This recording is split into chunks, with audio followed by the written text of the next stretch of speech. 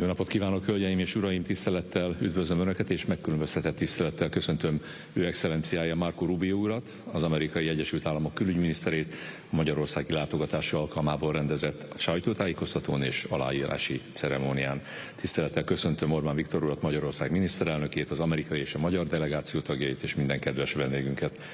Mai eseményünkön megállapodás aláírására kerül sor az Amerikai Egyesült Államok kormánya és Magyarország kormánya között a polgári célú atomenergia programmal kapcsolatos magyarországi együttműködés elősegítéséről.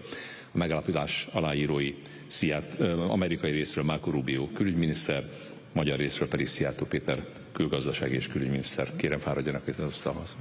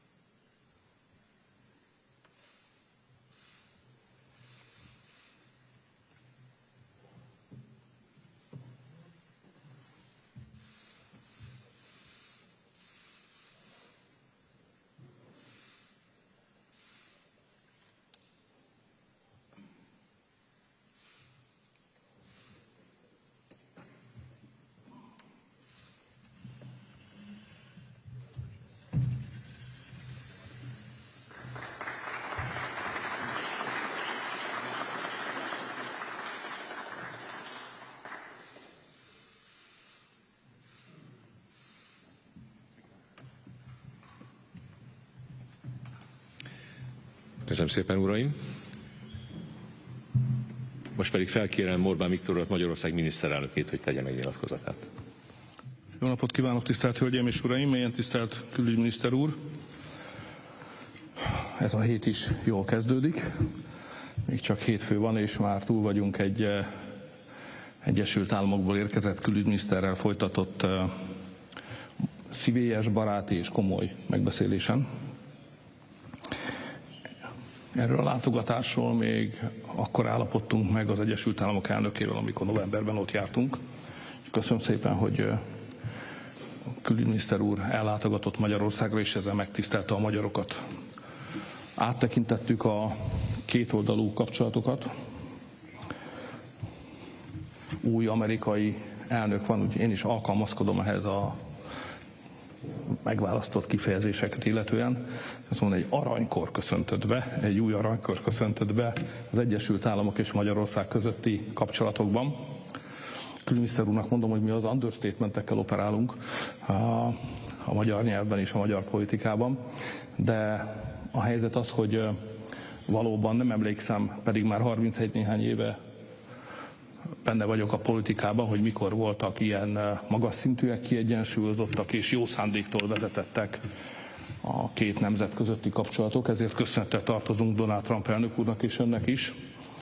Talán akkor voltunk ilyen magasan, amikor az idősebb Bush elnök úr látogatott még el hozzánk a rendszerváltásnak az előestéjén, amely látogatás nagyban hozzájárult, hogy megszabaduljunk a kommunistáktól és megszabaduljunk a Varsói Szerződéstől is.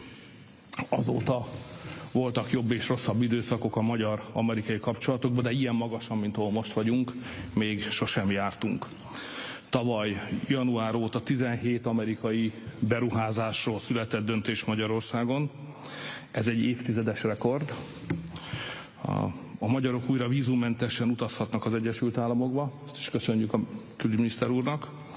Magyarországot meghívták az újon alakított béketanácsba, amelynek az alakulése az ezen a héten, talán csütörtökön lesz Amerikában, Washingtonban, ahol én képviselem majd Magyarországot. És kötöttünk kulcsfontosságú megállapodásokat az energia területén, ez kiterjed a kőolajra, a gázra és a nukleáris energiára, és ezek a megállapodások az Egyesült Államok elnökének Magyarország számára megadott kivételével együtt, amely lehetővé teszi az orosz gáz és olaj használatát Magyarországon. Ezek így együtt hozzájárulnak ahhoz, hogy Magyarország továbbra is biztonságban legyen az energiaellátás felől, és képesek legyünk a háztartásoknak és az iparnak is nemzetközi összevetésben rendkívül olcsó energiát biztosítani. És tárgyaltunk természetesen arról is, hogy a szerbiai finomítót, NIS nevű vállalatot a MOL milyen feltételek mellett tudja megvásárolni. Ami a én mondandómat illeti, én biztosítottam Rubio külügyminiszter úrat arról, hogy Magyarország továbbra is támogatja, akármilyen európai konfliktusokkal is jár. Magyarország továbbra is támogatja az Egyesült Államok ukrajnai béketörekvéseit. A mostani amerikai elnök tette a legtöbbet az egész nemzetközi politikában azért, hogy az orosz-ukrán háborúban béke legyen. Megismétlem, ha bár mindenki tudja, hogyha Donald Trump lett volna az Egyesült Államok elnöke, akkor ez a háború ki se tört volna. És ha nem ő lenne most az elnök, akkor esélyünk sem lenne arra, hogy ezt belátható időn belül békével le tudjuk zárni. Úgyhogy tiszteletünket és köszönetünket fejezzük ki az Egyesült Államok elnökének a béketörekvéseiért. Természetesen Magyarország továbbra is készen áll, hogyha lesz békecsúcs, akkor ennek itt Budapesten adjunk otthont, és megerősítettem Rubio külügyminiszter úrnak, hogy Trump elnök úrnak élő meghívása van Magyarországra. Külügyminiszter úr, köszönöm szépen a mai tárgyalás lehetőséget. Köszönöm szépen, miniszterelnök úr. Most pedig felkérem Marco Rubio urat, az Amerikai Egyesült Államok külügyminiszterét, hogy tegye meg nyilatkozatát. Well, thank you, Mr. Prime Minister, for welcoming us here today. It's an honor to be with you in this incredibly gorgeous city. It's my first time being here, and it's phenomenal, even to be in this hall, where and the history behind it, and everything that's going on here. The second is, you know, the relationship. You talked about the golden age, which is not an exaggeration. The relationship between the United States and Hungary today is as close as I can possibly imagine it being. And it's not just close rhetorically, it's close in action and things that are actually happening. And I think some evidence of that is here today in the agreement that we've just signed that builds on a historic meeting that we had in November at the White House that you had with the President and that I happened to have the honor to be present and be a part of it. The signed agreement we've had today is one that we hope will be many in the years to come, that areas of collaboration. You spoke about the 17 investments. To those who think that Hungary is being isolated, that's an example of the fact that that's not the case, that under the Prime Minister's leadership, in fact, there is a growing number of American companies, as evidenced by the 17 that have already arrived, who want to invest in your economy and want to be a part of what's happening here and are excited about it because you have strong leadership. Because you have leadership that we know are going to protect investments and allow it to continue to be a place that's friendly for business and be competitive with rules that are competitive that allow businesses to grow and prosper in comparison to other places. And there's so many other areas that we can work together on, especially on energy, but just so many areas of common interest.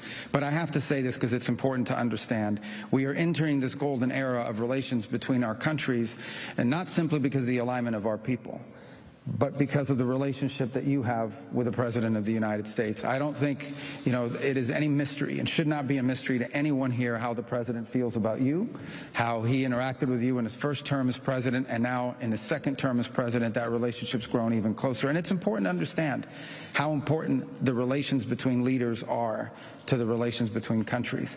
We are, at the end of the day, we are still human, we are still people, and that person-to-person connection that you've established with the President has made all the difference in the world in building this relationship and in hopefully growing this relationship even more. It is the kind of thing that I think, for example, I can say to you with confidence that President Trump is deeply committed to your success, because your success is our success. Because this relationship we have here in Central Europe through you is so essential and vital for our national interests in the years to come that, you know, if you face financial struggles, if you face things that are impediments to growth, if you face things that threaten the stability of your country, I know that President Trump will be very interested because of your relationship with him and because of this importance to this country, to us, to finding ways to provide assistance if that moment ever were to arise, and obviously with regards to finances and the like. I also think it's the reason why in your visit in November you saw an extension and a suspension of the imposition of sanctions and allowed to move forward on energy. It was because of that personal relationship. It's because we want you to continue, because we want this economy to prosper, we want this country to do well. It's in our national interest. Especially as long as you're the Prime Minister and the leader of this country, it's in our national interest that Hungary be successful. It helps America, and obviously it helps you. So it's an honor to be with you here today. We have a lot that we can continue to work on. We also want to thank you, and I want to thank you on behalf of the President of the United States for the indispensable role you played on the Board of Peace. Not everyone's on the Board of Peace, and not everyone, for different reasons, they can be participants or not be participants, but you are, and you've been there from the very first day.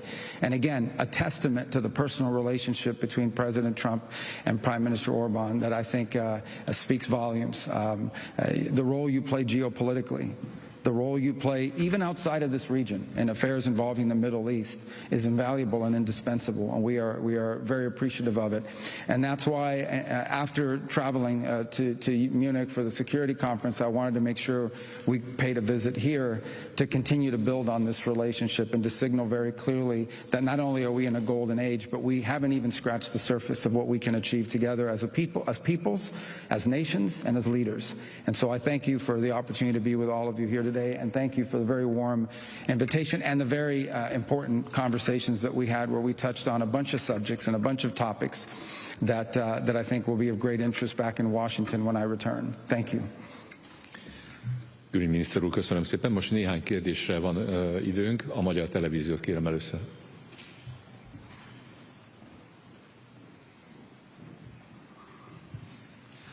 Jó napot kívánok, Mészáros László vagyok a Magyar Televíziótól. Volodymyr Zelenszkij ukrán elnök folyamatosan támadja Orbán Viktor miniszterelnök urat, amiért nem támogatja Ukrajna uniós csatlakozását. Önök miként értékelik ezt a politikai akciót, politikai támadást egy NATO tag és egy uniós taggal szemben? Köszönöm. És kitől kérdezte ezt tőlem, vagy a külügyminiszter? Bocsánat, mindkettejüktől kérdezném természetesen. Igen. Nem akarom belerángatni a külügyminiszter urat magyar belpolitikai diskurzusokba.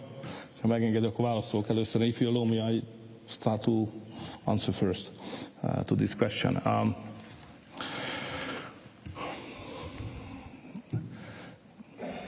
Az ukránok nyilvánvalóan, és az elnökük beszálltak a magyar választási kampányba.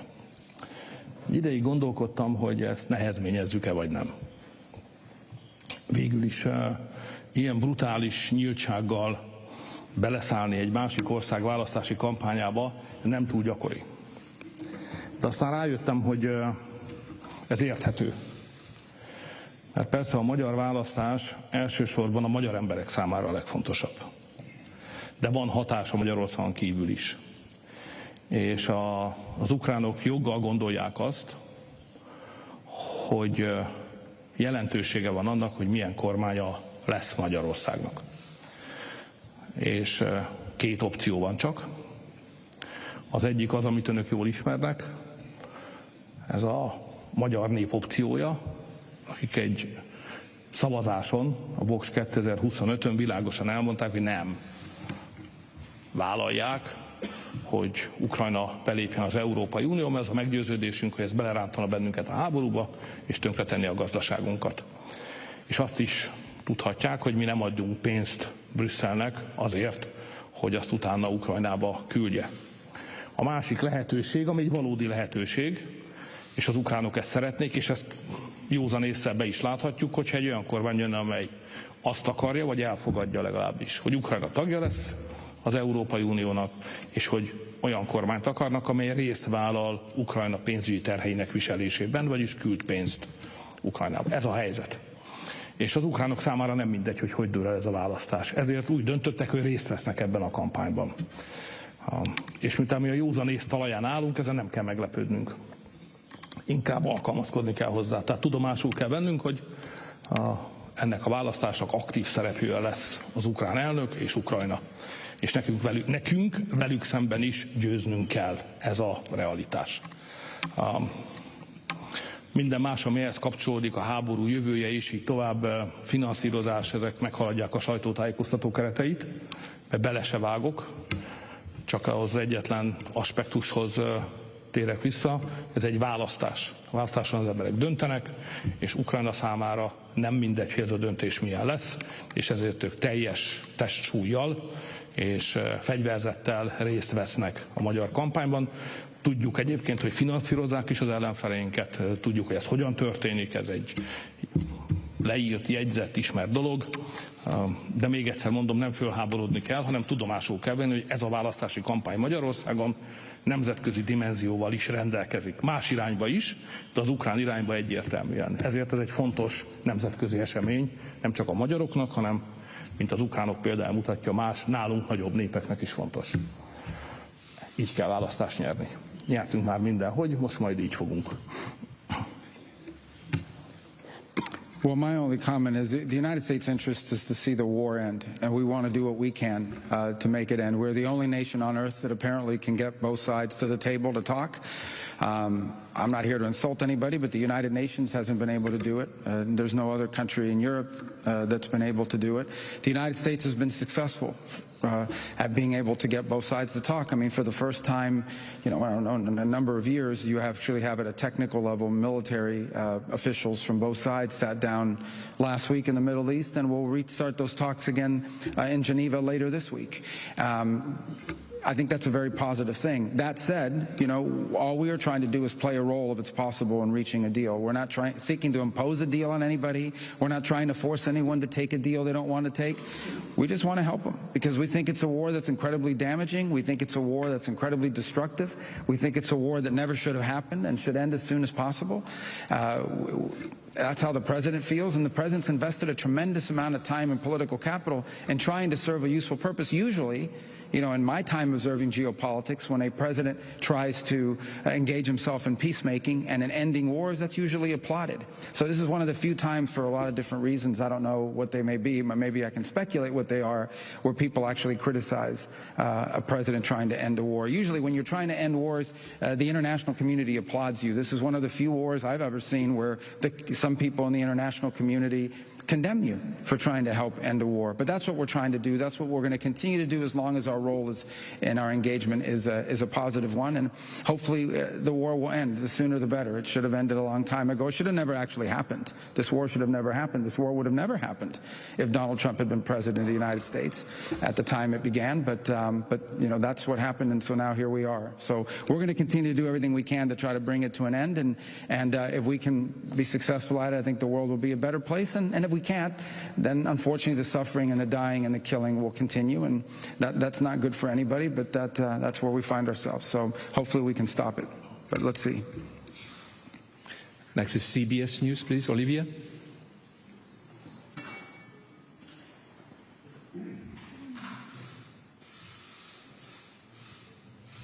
Thank you very much. Budapest is, in fact, beautiful. Mr. Secretary, on the notion of a golden age, why isn't the United States conditioning deeper cooperation with Budapest on Hungary reducing its extensive and ongoing deepening cooperation with China, which is a strategic rival for the United States? Secondly, if, despite President Trump's endorsement and your visit here, Prime Minister Orban does not succeed and loses the April election, does the U.S. commit to working with his challenger constructively? Prime Minister Orban, do you commit to accepting electoral defeat if it happens? And to both of you, Prime Minister Orban has said that the exemption that Hungary has been granted for Russian energy purchases is indefinite. The U.S. has said it was for 1 year. Which one is it? Thank you. All right, well, let me start by answering that question. First of all, so everybody can be very clear. I've made this point repeatedly. I'll make it again. Under President Trump, it is our expectation that every nation on earth is going to act in their national interest. That's what nations are supposed to do. If the Prime Minister of Hungary does not act in the national interest of Hungary, he won't be Prime Minister for long. But who's going to act in the national interest of Hungary if their prime minister doesn't do it? If your government is not acting in your national interest, then who will? By the way, we feel the same way about America. So in those instances in which our national interest and some other countries' national interests are aligned, that is an opportunity for extraordinary partnership. And we have many, many areas where our national interests are aligned. Where they're not aligned or where we have some differences, that's where that alignment and the other issues. That's where this relationship, that's where these deep ties to one another are so important, because that's where you can find accommodation. That's where you can hear each other out. That's where maybe you can work together on. But we're not asking any country in the world to isolate themselves from anybody. We understand that every country in the world has to deal with the reality of their geography, of their economy, of their history, and of the challenges of their future. We will obviously share with partners and friends concerns we may have about certain things, but as an example, the United States, you mentioned China as an example.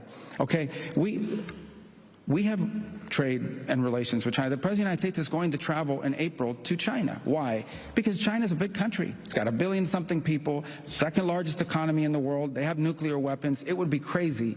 Okay, it's insane for the United States and China not to have relations and interact with one another. Now, two big countries like this, do we have differences? We absolutely do. And we'll have to manage those differences. And some of those differences are things we've spoken very frankly and clearly and repeatedly about the fact that it is not good for the world. It's not good for anybody to rely on one country or one economy for 90% of anything, especially things like critical supply chains. This is a reality. We want to diversify supply chains around the world. We've spoken clearly about it. That's not an anti-China thing. That's just the reality that over-dependence on one source is not good, and especially when there's been a willingness in the past to use it as leverage against each other. But we expect it. We pursue these things within the context of the U.S. national interest, and that's why we met with the Chinese in South Korea earlier in the year, and were able to reach an understanding on some trade matters. That was a mutual interest between us and them. So geopolitics is difficult because it requires a little bit of maturity and seriousness. Okay? It requires a little bit of seriousness about these things have real implications, and the balancing of relations between nation states requires maturity and seriousness. So our relationship here, you asked the last question about it. Look, I'm just telling you guys what it is. Okay? The President has an extraordinarily close relationship to the Prime Minister. He does, and it has had tangible benefits in our relationship. I'm not going to speculate about the future. You know, what happens in this country is up to the voters of this country to determine and decide, and we love the people of Hungary. But there's no reason to sugarcoat it. I'm going to be very blunt with you. The Prime Minister and the President have a very, very close personal relationship and working relationship, and I think it has been incredibly beneficial to the relationship between our two countries. The sanctions waiver, sir, is it a year? What's that? I'm sorry? The sanctions waiver on Russian energy purchases? Yeah, but here's the way I would couch that. Those sanctions waivers happened, as much as anything else, because of the relationship between the Prime Minister and the President. And so I think all I can tell you is that relationship and the importance of that relationship and the importance of that relationship to our bilateral relationship underpins the decision the President made. And I think we'll continue to underpin it as long as that relationship is a factor in our bilateral relations. Thank you very much, Your Excellency. So the answer to your question, for those who are relatively young, it's difficult to know the Hungarian modern political history. But if you look at it carefully, you see that I'm not just registered as the longest-serving Prime Minister in Europe, which means 20 years, but I'm the longest-serving leader of the opposition with 16 years, so I spent 16 years as leader of opposition. What does it mean? It means that sometimes I lose, sometimes I win. So don't afraid what will be if we are not winning, because it's regularly happened here, at least 4 times already. So there is no need to be afraid what will happen in Hungary. The Hungarian democracy is very strong. And the government of this country is very strongly believe on democracy and competitiveness and competition in politics as well, as we have done in the last 35 years. So our record is very strong on the governmental side and on opposition side as well. So government will be created after the election in Hungary based on the intention of the Hungarian people, and Hungary as a country will remain strong anyway. Köszönöm szépen, az Indexet kérem a következőnek. Good morning. I'm Balázs Korockai from Index. I will ask my question in English because I think it's easier for you. So in English than in Hungarian, absolutely. You can ask it in Spanish, and that's maybe Italian. I might be able to pick it up too. Unfortunately, my Spanish is not so good. Okay. So, Mr. Prime Minister, you mentioned the invitation of President Trump. I have a question for both of you. Is there have been any discussion regarding a potential visit by President Trump? And if so, when might it take place? And will it be a peace summit? And a brief question is, have there been any progress toward the new Hungarian US tax treaty? Because the last one is terminated on 2 years ago. Thank you.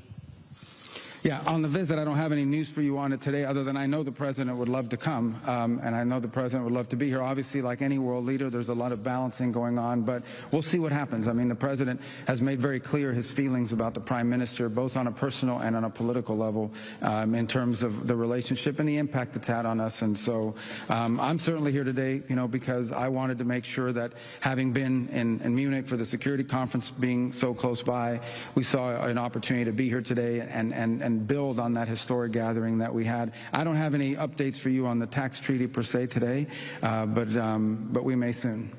Something we'll look at. Magyarul csak annyit válaszolnék, ha megengedi, hogy szóval nem érdemes hosszú távú előretervezést elvárni a mostani nemzetközi politikában. Például az, hogy ezen a héten csütörtökön mi Washingtonban fogunk találkozni az Egyesült Államok elnökével, ez 2 héttel ezelőtt még nem volt benne a naptárban. Csak azt akarom mondani, hogy úgy zajlanak az események, olyan a nemzetközi politikának a sodrása, hogy itt 3-4 nap alatt történhetnek jelentős változások. Például a Sharm-el-Sheikben, amikor összehívták a béketanács megalakulásához vezető első nagy tanácskozást, azt is 2 vagy 3 nappal korábban lehetett csak biztosra venni. Tehát a nemzetközi politikában ma nem a hosszú távú tervezés, hanem a gyors reagálás az igazi erény. És az amerikaiak ebben nagyon jók, ebben a gyors reagálásban. Úgyhogy azt, hogy most nem tudunk semmi biztosat, nem jelenti azt, hogy nem fog megtörténni. Sőt, lehet, hogy pont az ellenkezőt jelenti. Minél kevésbé tudunk, ha biztosan, annál valószínűbb, hogy megtörténik. Ezt se zárjuk ki. Hát így állunk. Köszönöm. Az utolsó kérdés a Reutersnek adom.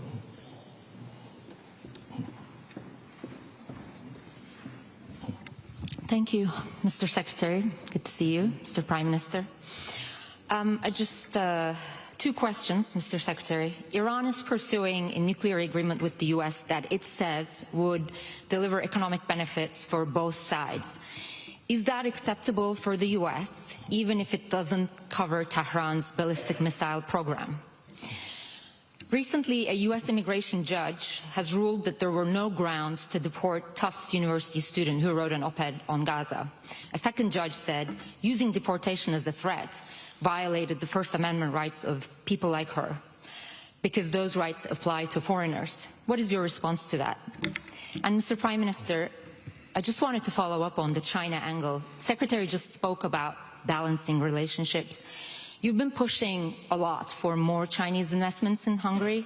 How will you make sure that that does not create a problem in your relationship with Washington? Thank you. Yeah, on the 2 questions you asked, first of all, on the particular case of the student, look, my job at the State Department is, if I identify someone who I believe is present, someone who's a visitor, a guest to the United States, and we identify that their presence in our country poses a threat to our foreign policy, to our national security, we're going to take that person's visa away. We're going to take their visa away. That's what we're going to do.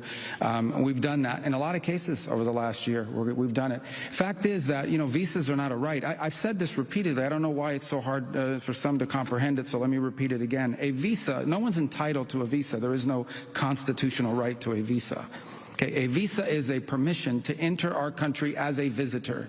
If you enter our country as a visitor, and as a visitor in our country, be it a student, a tourist, a journalist, whatever you want to be, and you undertake activities that are against the national interest and national security of the United States, we will take away your visa. In fact, if we knew you were going to do it, we probably wouldn't have given you your visa. That's what we do. The decision to remove someone from our country after we take away our visa, that belongs to other agencies of our government. As far as judges are concerned, President. You know, judges, you know, that's a different branch of government. They're not going to tell us how to conduct the foreign policy of the United States.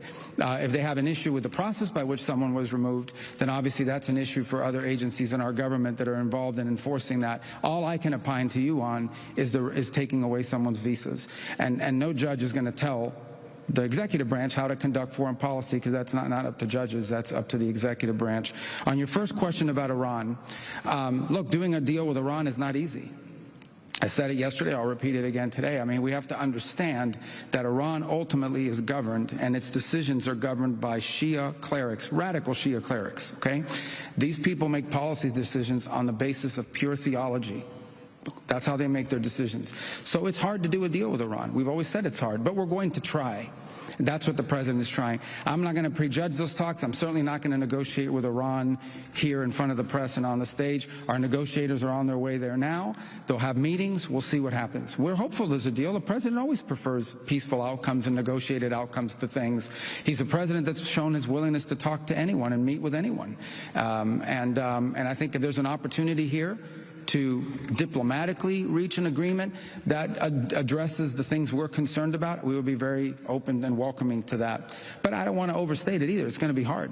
I mean, we're dealing, you know, it's been very difficult for anyone to do real deals with Iran because we're dealing with radical Shia clerics who are making theological decisions, not geopolitical ones. But let's see what happens. I hope it works out. We all hope it works out.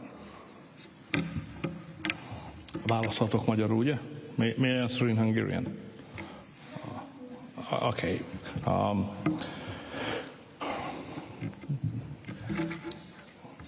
Van egy tény, amit minden nemzetközi kapcsolatunkban figyelembe kell venni, origóként, ez pedig az, hogy mi a NATO tagjai vagyunk. És ez azt jelenti, hogy a biztonsági kérdések területében ez kijelöli a másokkal való együttműködés határait. És Magyarország biztonsági kérdésekben csak NATO tagállamokkal működik együtt. Ami azon túl van, vagyis kereskedelem, ott pedig annak vagyunk éve, hogy minél több mindenkivel működjünk együtt. Ha pedig a mi együttműködésünk valakinek nem tetszik, bármely partnerünknek, majd szól. És ha szól, akkor majd megbeszéljük. Én több mint 30 éve dolgozom együtt amerikaiakkal. Bush, az öreg, idős Bush elnök volt az első, akivel találkoztam. Azóta már nem is tudom, hányadiknál tartunk. És nekem van egy tapasztalatom az amerikaiakról. A legjobb, ha egyenesen és nyíltan megmondasz mindent. Tehát mi nyílt lapokkal játszunk. Nyitott lapokkal játszunk, a partnerségünk az egyenes beszédre épül, és ha nekünk bármi nem tetszik, akkor mi azt elmondjuk. És ha az amerikaiaknak bármi nem tetszik, akkor majd elmondják. És azt tudom jelenteni önnek, hogy mióta új elnök van, azóta nincs egyetlen egy konfliktusos pont sem. Nem találkoztam egyel sem az Egyesült Államokkal való együttműködésünk területén. Ez nem volt így korábban. Amikor demokrata adminisztráció volt, akkor nagyon sok konfliktusunk volt. Mi akkor is nyíltan képviseltük egyébként az álláspontunkat. Azzal az adminisztrációval nem tudtunk együttműködni. A mostanival tudunk, de egy dolog nem változott, hogy a magyarok mindig megmondják, mit, miért, hogyan szeretnének, mit kifogásolnak, mi az, amit támogatnak, mi az, amit kérnek. Mi azért vagyunk megbízható partner, mert mi egyenes, ez a politikai kultúránkból érkezik, mi az egyenes beszédnek vagyunk a hívei. És hogy nézem az Egyesült Államok mostani elnökét, az mintha ugyanaz iskola lenne. Ő sem szokott kertelni.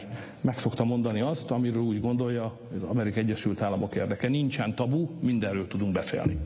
Ideértve az ön által fölvetett Kína, vagy bármilyen más kérdést is. És szerintem ez jól van így. Külügyminiszter úr, miniszterelnök úr, köszönöm szépen. Sajtótájékoztatónk véget ért. Köszönöm szépen, hogy itt voltak a mai napon velünk. További szép napot kívánok.